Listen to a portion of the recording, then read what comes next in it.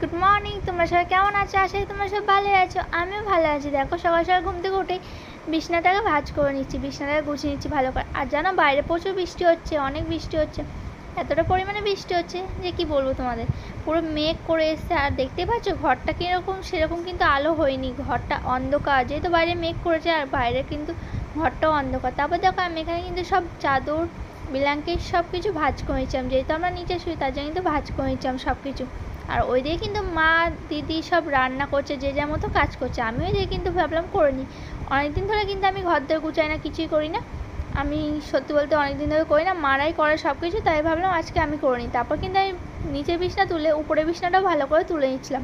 তারপর ভাবলাম যে স্নানটা করে আসি, এত বৃষ্টি হচ্ছে, বৃষ্টির মধ্যে স্নানটা করে আসি। যে তাড়াতাড়ি করে স্নান করতে চলে গেছিলাম। স্নান টান করে এসে দেখো আমি কিন্তু এখানে বসে আছি, আর স্নান টান করে এসে কিন্তু বসে আছে। আর দিদি কিন্তু এদিকে পুজো দিয়ে হয়ে গেছিলো।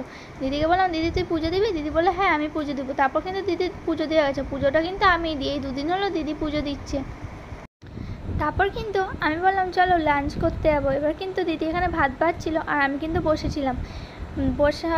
তারপর কিন্তু দিদি এখানে ভাত বাড়া হয়ে গেছে, আমাকে লাঞ্চ করতে ডাকছিল। তারপরে আমি চলে গেছিলাম খেতে।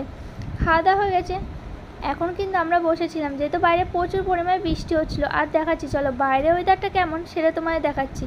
আর দেখতে পাচ্ছি এখানে কিন্তু আমরা বসে বসে গল্প করছিলাম সবাই মিলে, আমি দিদি মা সবাই গল্প করছিলাম।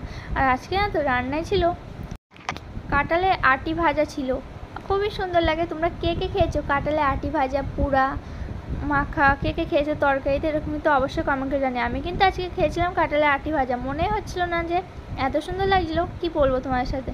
তারপর দেখো এখানে বিকেলে গেছিলো, আমি কিন্তু বসে বসে খাচ্ছিলাম সিঙ্গারা খেয়েছিলাম নাস্তার টাইমটায়, যেহেতু বাইরে প্রচুর বৃষ্টি হচ্ছে তাই ভাই সিঙ্গারা খেয়েছিলাম। চলো বাইরে ওয়েদারটা দেখো কত সুন্দর, এখনও কিন্তু বৃষ্টি হচ্ছিলো ঝিরি ঝিরি। আর এখানে সূর্যটা কিন্তু এখনও ডুবিনি, আর রাত অন্ধকার হয়ে যাচ্ছিলো। তারপর দেখো এখানে কিন্তু রাত হয়ে গেছিলো দেখতে দেখতে। আর এখানে কিন্তু রাতের ডিনার করতে বসে গেছিলাম। রাতের ডিনারে ছিল ভাত, চাল কুমড়োর তরকারি আর ছিল ডিমের অমলেট। চলো ভিডিওটা এখানে শেষ করছি, পরের ভিডিও দেখা হচ্ছে। Bye friend, love you.